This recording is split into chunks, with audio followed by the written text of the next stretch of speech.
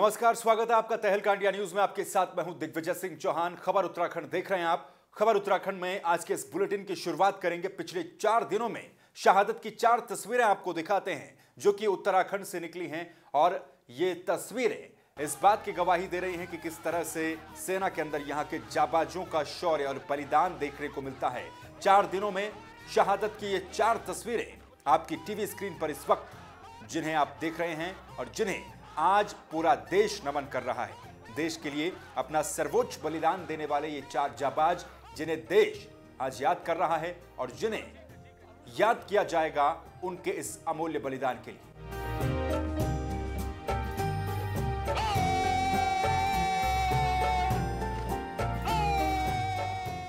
तो शहादत की ये 4 तस्वीरें हम आपको दिखा रहे हैं। पहली तस्वीर उत्तराखंड के देहरादून से सामने आई थी। मोहनलाल रतूड़ी पुलवामा हमले के दौरान सीआरपीएफ के उस काफिले में थे जिस पर हमला किया गया और शहादत दी थी मोहनलाल रतूड़ी ने। दूसरी तस्वीर में खटीमा से वीरेंद्र सिंह जो कि वीर गति को प्राप्त हुए थे, जिन्होंने भी अपना सर्वोच्च बलिदान इस देश के लिए दे दिया था। तीसरी तस्वीर पुलवामा अटैक से जो खबर सामने आई थी, दुखद खबर, उससे देश उबर भी नहीं पाया था कि उत्तराखंड के लिए और इस देश के लिए एक और शहादत की खबर जम्मू कश्मीर से आई थी। लैंडमाइन डिफ्यूज करते वक्त चित्रेश बिष्ट, मेजर चित्रेश बिष्ट जो कि देहरादून के रहने वाले थे, उनकी शहादत की खबर सामने आई। और चौथी तस्वीर उस वक्त सामने आई, चौथी खबर उस वक्त सामने आई जब मेजर चित्रेश बिष्ट की अंतिम यात्रा निकल रही थी। लेकिन इसी बीच एक और खबर आई जिसने कि सभी को झकझोर कर रख दिया, हर कोई स्तब्ध है। जम्मू कश्मीर के पुलवामा में आतंकवादियों से एनकाउंटर के दौरान उत्तराखंड के ही मेजर विभूति शंकर ढोंडियाल शहीद हो गए, वीर गति को प्राप्त हो गए।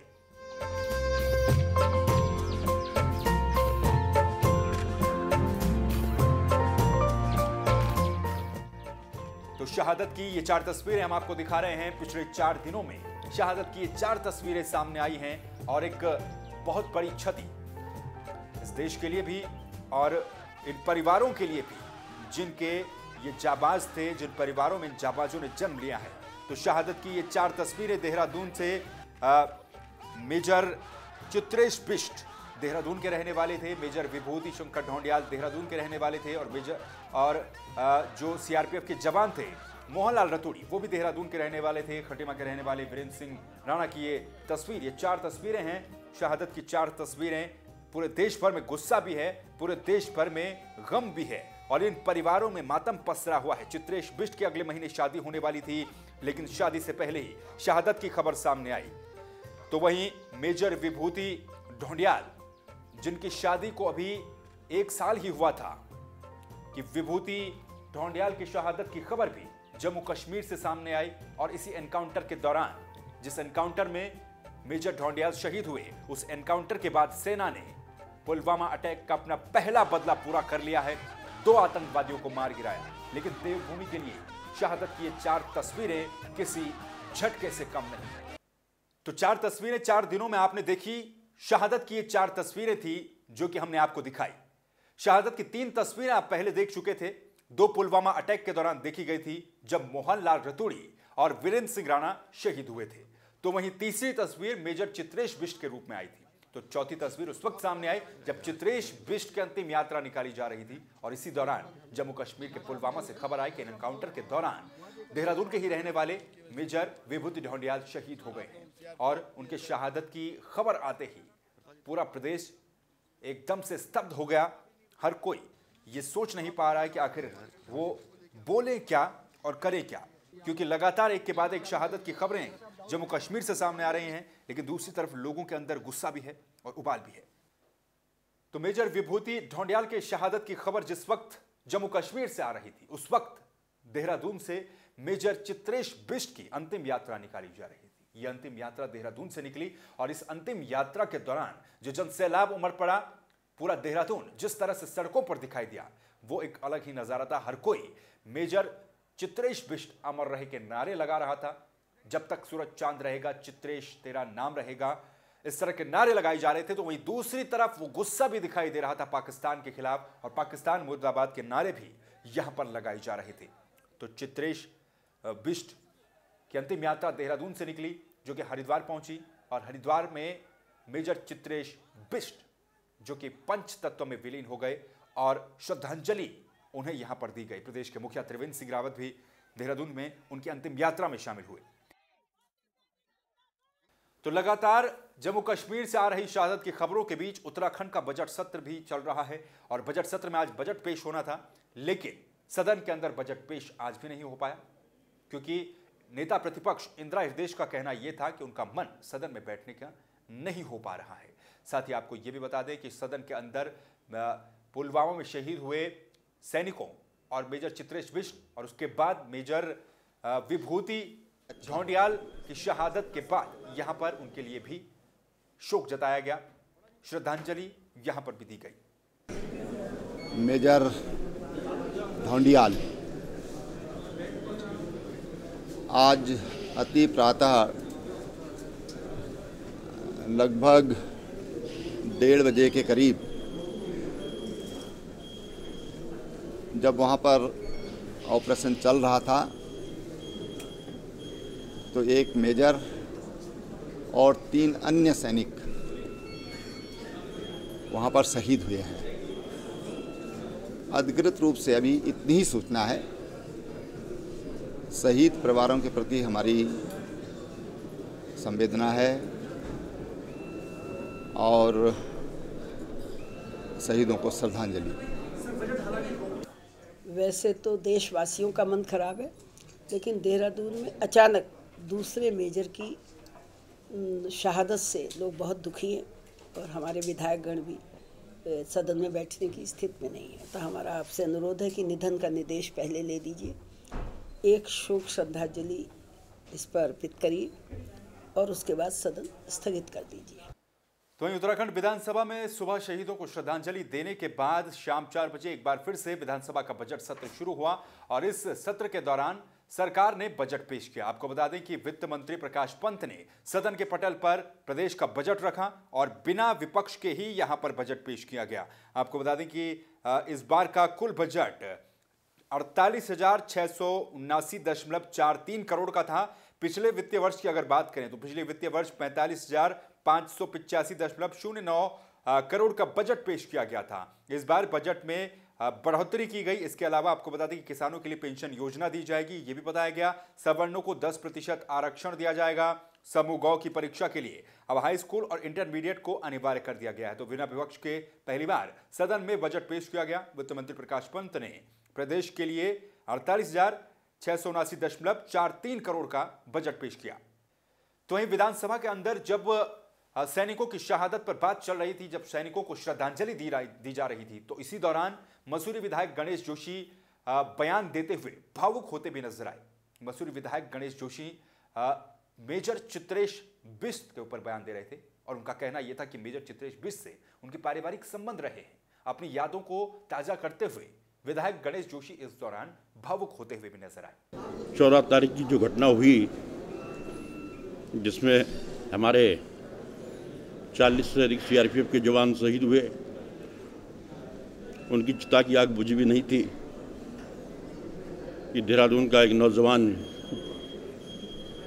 मेजर चित्रेश बिष्ट, जिसको मैं बचपन से जानता हूं, जो कि मेरी बेटी के साथ पढ़ता था, जिसको मैंने अपनी गोदी में खिलाया, मैं इसको डिफ्यूज करते हुए शहीद हो गया। और कल मैं जब उनके पिता से मिलने उनके घर गया, क्योंकि मेरे उनसे पारिवारिक संबंध थे, और मुझे वो घटना याद आती है कि जब ये नौजवान फौज में जा रहा था तो मुझसे कहने लगा, अंकल आप तो फौज छोड़ के आ गए, मैं फौज में जा रहा हूँ। और 1.5 माह पूर्व जब एक शादी में मुझे मिला, याद रखा था 7 तारीख की शादी थी, और मुझसे कहता, अंकल आपने मेरी बारात में जरूर चलना है। मुझे नहीं मालूम था कि मैं उसकी कौन सी बारात में जाऊंगा। आज मुझे उसकी शव यात्रा में जाने का मौका मिला। खबर उत्तराखंड के इस बुलेटिन में फिलहाल यहां पर ले रहे हैं एक छोटा सा ब्रेक के उस पार भी खबरें जारी रहेंगी।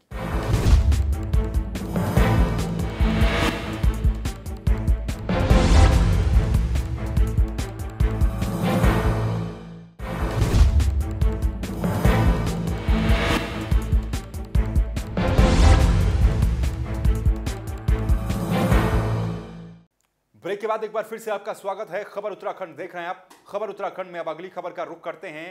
पुलवामा में हुए आतंकी हमले के बाद देश भर में हर जगह पर गुस्सा दिख रहा है, लोगों के अंदर नाराजगी दिख रही है। तो वहीं इसी बीच हरिद्वार से खबर सामने आई, जहां पर बाबा रामदेव के पतंजलि योगपीठ को सोशल मीडिया के माध्यम से धमकी मिलने का मामला सामने आया है। बकायदा पतंजलि योगपीठ ने इस मामले में शिकायत भी दर्ज करवाई है। सोशल मीडिया पर पतंजलि के 18 लोगों को टारगेट पर बताया गया है। पतंजलि योगपीठ की ओर से इस मामले की शिकायत एसएसपी हरिद्वार को की गई है, जिसकी हरिद्वार पुलिस के साइबर सेल ने जांच भी शुरू कर दी है। क्या योग गुरु बाबा रामदेव सहित उनकी पतंजलि योगपीठ के 18 लोग आतंकवादियों के निशाने पर हैं? ये एक बड़ा सवाल बन रहा है और ये हम भी नहीं कह रहे हैं, बल्कि बाबा रामदेव की पतंजलि योगपीठ के द्वारा पुलिस को दी गई शिकायत बता रही है। पतंजलि आयुर्वेद कॉलेज के छात्रों को व्हाट्सएप पर कुछ मैसेज मिले गए थे, जिनमें यह बात की गई थी, जो कि पुलवामा आतंकी हमले के बाद लिखी गई है। फेसबुक पर लिखे इस मैसेज में पतंजलि के टॉप 18 लोगों को निशाना बताया गया है। इसमें प्रार्थना पत्र प्राप्त हुआ है, उसमें उन्होंने बताया गया है उस प्रार्थना पत्र में कि कुछ फेसबुक में कुछ कमेंट किए गए हैं, तो उसके बारे में जांच की जा रही है और जैसे भी तथ्य सामने आएंगे उसके अनुसार इसमें कार्रवाई की जाएगी। ये वैसे ही कमेंट है, अभी उसको देखा जा रहा है और जैसे भी वही मैंने बताया, जिस तरह की भी फैक्ट्स हमारी जांच में सामने आएंगे उसके अनुसार ही इसमें हम कार्रवाई करेंगे। नहीं, ऐसे धमकी एग्जैक्टली ऐसी धमकी तो नहीं है, पर यह है कि फेसबुक में किसी ने कमेंट किया है तो उनके द्वारा इसमें एक लिखित हमें शिकायत प्राप्त हुई है और उसमें हमने और हाँ एसएसपी सर के निर्देशानुसार हमारी साइबर सेल इसमें काम कर रही है और जैसे भी उस इंक्वायरी में जो भी फैक्ट्स आएंगे सामने फिर उसमें कार्रवाई की जाएगी। चलिए अब खबर लक्सर से है। पुलवामा अटैक के बाद देश भर में जहां पाकिस्तान के खिलाफ गुस्सा और नाराजगी देखी जा रही है, वहीं दूसरी तरफ लक्सर से एक खबर सामने आई जो कि यह बताती है कि किस तरह से सोशल मीडिया पर इन दिनों लोग पाकिस्तान के समर्थन में नारे लगा रहे हैं। जी हां, ये पूरा मामला लक्सर से सामने आया है। देश विरोधी पोस्ट डाले जाने का मामला ये है। पुलवामा की घटना को लेकर अल्पसंख्यक समुदाय से जुड़े 2 युवकों ने फेसबुक पर हिंदुस्तान मुर्दाबाद के साथ ही कई भड़काऊ पोस्ट लिखे। इसका पता चलते ही हिंदू जागरण मंच ने देर रात रायसी चौक घेर कर प्रदर्शन भी किया। घंटों तक चले ड्रामे के बाद पुलिस ने रात में ही मुकदमा दर्ज कर एक युवक को गिरफ्तार कर लिया। आपको बता दें कि पुलवामा के आतंकी हमले में सीआरपीएफ जवानों की शहादत पर पूरा देश शोक मना रहा है। ऐसे माहौल में लक्सर के खानपुर ब्रह्मपुर के एक युवक ने फेसबुक पर आपत्तिजनक पोस्ट डाली, जिसमें कि भारतीय सेना के बारे में भी आपत्तिजनक नारे इस पोस्ट में लिखे गए थे। इस फ्रेंड बुक में शामिल उसके 2 दोस्तों ने भी उसकी इस पोस्ट को लाइक करते हुए इसमें कई भड़काऊ बातें लिखी थी। देर शाम को इसका पता जब चला तो उसके बाद लोगों के द्वारा प्रदर्शन किया गया, कार्रवाई करने की मांग की गई, लेकिन पुलिस आनाकानी करने लगी, जिसके बाद चौकी को घेरा गया और 1.5 घंटे चले इस ड्रामे के बाद पुलिस ने रात को दबिश देकर इन आरोपी युवकों को गिरफ्तार कर लिया। चलिए अब अगली खबर का रुख करते हैं। विकास नगर से अगली खबर है, जहां पर वॉरियर्स गर्ल्स ने शहीद जवानों की शहादत को नमन करते हुए उन्हें श्रद्धांजलि दी है। ये श्रद्धांजलि उनकी तस्वीरों के द्वारा दी गई। जी हाँ, आपको बता दें कि विकास नगर से ये पूरी खबर है, जहां पर वॉरियर गर्ल्स फाउंडेशन ने लड़कियों और लड़कों ने यहां पर शहीदों का सम्मान करने की अपील की। उन्होंने शहीदों को श्रद्धांजलि देते हुए दीवारों पर वीर जवानों की आकृतियां बनाई, ताकि समय बीतने के बाद भी लोग उन वीर जवानों को याद रख सकें जिन्होंने देश की रक्षा में अपने प्राण न्यौछावर कर दिए। वॉरियर गर्ल्स फाउंडेशन विकास नगर ने भारतीय सेना को एक नया नाम दिया, हिंदुस्तान की रक्षक सेना।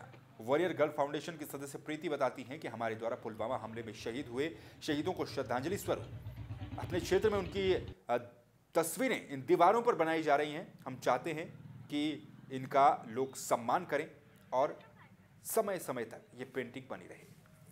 वॉरियर गर्ल्स फाउंडेशन के कुछ लड़के एवं लड़कियां हैं जिन्होंने मिलकर अभी अपने क्षेत्र की दीवार पर सैनिकों की तस्वीर बनाई है, पेंटिंग्स बनाई है जो पुलवामा हमले में शहीद हुए हैं। उनको हमारे द्वारा श्रद्धांजलि दी गई है। हम लोग चाहते हैं कि इस पर कोई भी त्रुटि ना और शहीदों का सम्मान करे, इसलिए हमारे द्वारा ये पेंटिंग्स बनाई गई है और हम अपने क्षेत्र में कई जगह शहीदों की श्रद्धांजलि के लिए पेंटिंग्स बनाएंगे, क्रिएट करेंगे।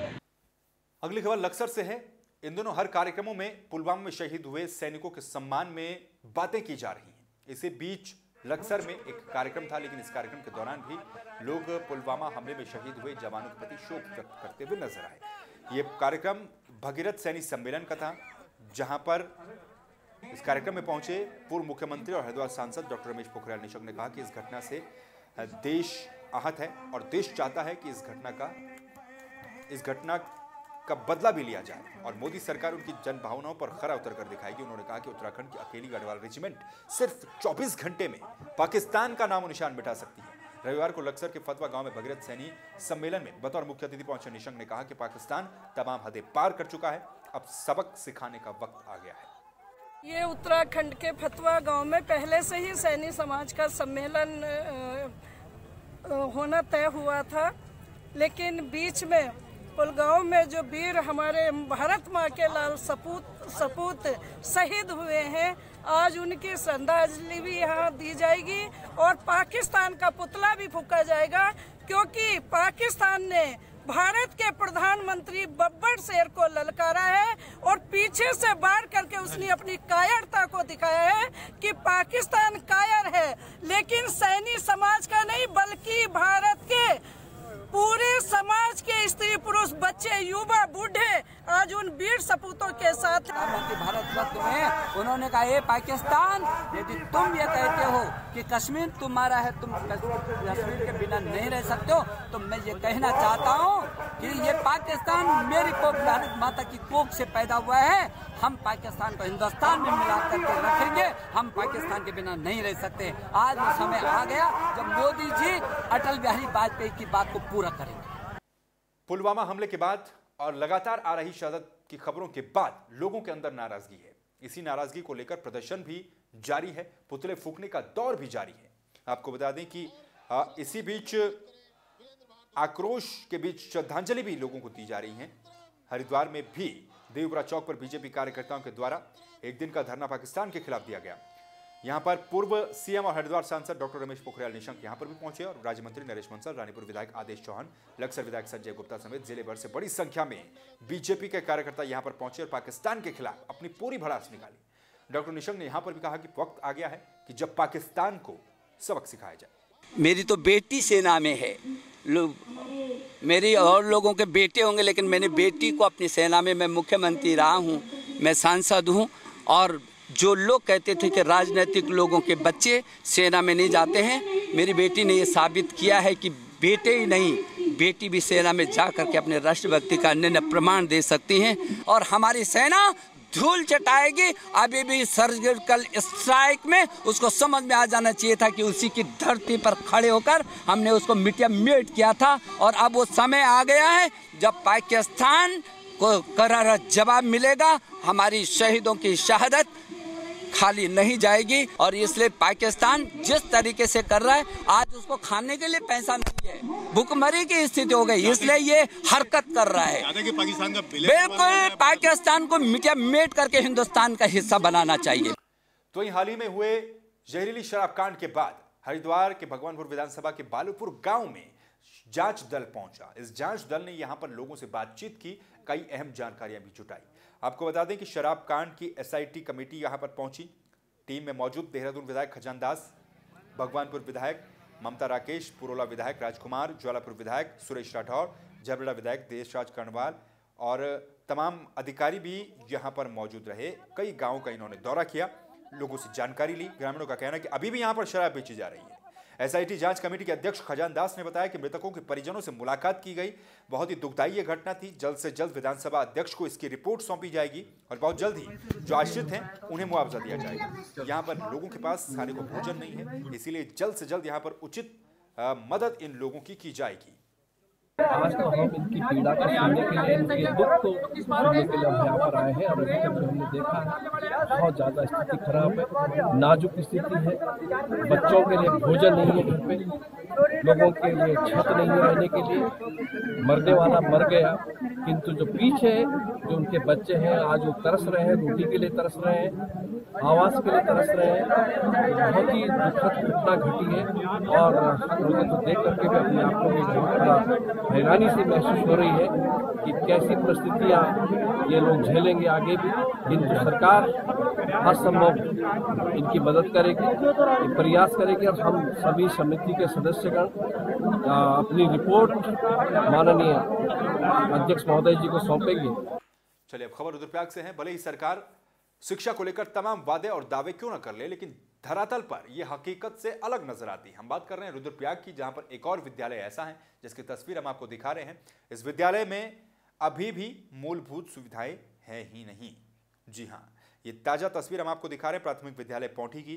यहां पर जर्जर भवन के नीचे 31 छात्रों का जीवन खतरे में नजर आता है। तस्वीरों में आप देख सकते हैं कि छत से किस तरह से सीमेंट के टुकड़े टपकते रहते हैं, झड़ते रहते हैं। नीचे बैठे बच्चे किस तरह से अपने जीवन को खतरे में डालकर सुनहरे भविष्य की आस लगाए हुए हैं। लेकिन शिक्षा विभाग की घोर उदासीनता इन बच्चों की जीवन पर कब भारी पड़ जाए, इसका अनुमान नहीं लगाया जा सकता है। 60 साल के बाद भी कोई इस भवन की सुध नहीं ले रहा है। 1962 के दौर में यह विद्यालय बना था, लेकिन अब यहाँ पर बच्चे कहते हैं कि पढ़ाई में उन्हें डर लगता है और पढ़ाई भी बाधित होती है। हमारी छत बहुत वो पानी टपकता है और हमें पढ़ने लिखने का वो नहीं होता है और हमारी कॉफ़ी में पानी गिरता है और हमारे स्कूल में पानी भी नहीं है वो, और हम टॉयलेट करने के लिए बाहर जाते हैं। जी बहुत डर लगता है। कभी भी विद्यालय की जिस तरह से हालत है साहब, बहुत दिक्कत है। कभी भी बच्चों के साथ अनहोनी हो सकती है, लेकिन हम गरीब लोग हैं, इसलिए इस विद्यालय में जो बच्चों को भेज रहे हैं और हम ये चाहते हैं सरकार से कि तुरंत इस विद्यालय का जो है पुनर्निर्माण किया जाए।